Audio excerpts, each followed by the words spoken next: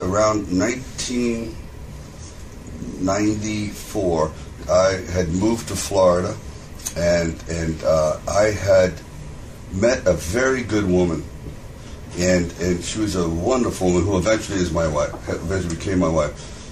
But I still wasn't ready to commit, and I just found myself saying, oh, you know, like there's the grass is always greener, and you know, I don't want to be tied down, and so on and so forth. And then I found myself at that point, my life was incredibly superficial.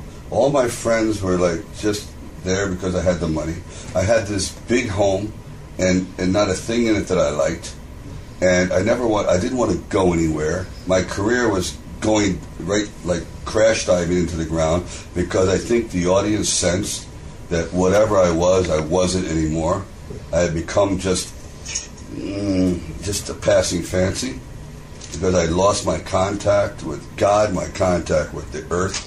I just was not the spokesman for the people anymore. And believe it or not, she had moved on, and she had literally moved to Australia. She was about to get married. You know, this is like a year. And it was like a week before her marriage. I said, you can't do this. You've got to come back. I beg you. I'm sorry. Because I knew that this person was the person that was going to get my life, begin to get it right. Sounds like there's a script in there. I'm telling you. You talk about begging. This is like 4 o'clock in the morning. And she was having a nervous breakdown. I said, you can't do this. I said, I'm begging. I know.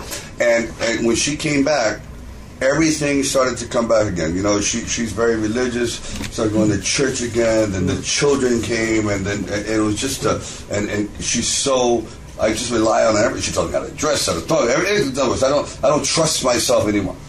And so that was literally, I'll never forget that night, because if she hadn't come back, she hadn't married me, I don't think I would have ever gotten back to the way I am now. And I feel like I'm an older version of what I used to be. When did you get married? I got married 7 years ago in England, and it was, you know, the greatest. Actually, 8 years ago in England. Just fantastic. I mean, she's just the best. What's your wife's name? Jennifer Flavin. And how did you meet?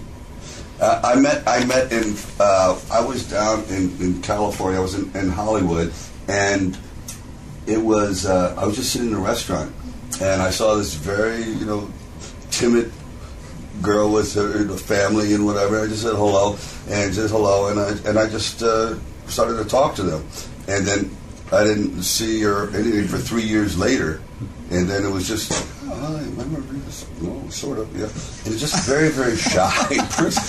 One thing led to another, but I never forgot this, you know, just always, even though she's a wonderful, beautiful person, just always wants to be in the shadows, like this incredibly protective mother and of everything. And I thought, I said, I never thought that I'd have a woman as a role model.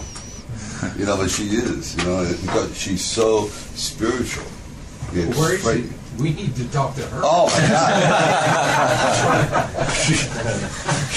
She's on jury duty. That figures. Real.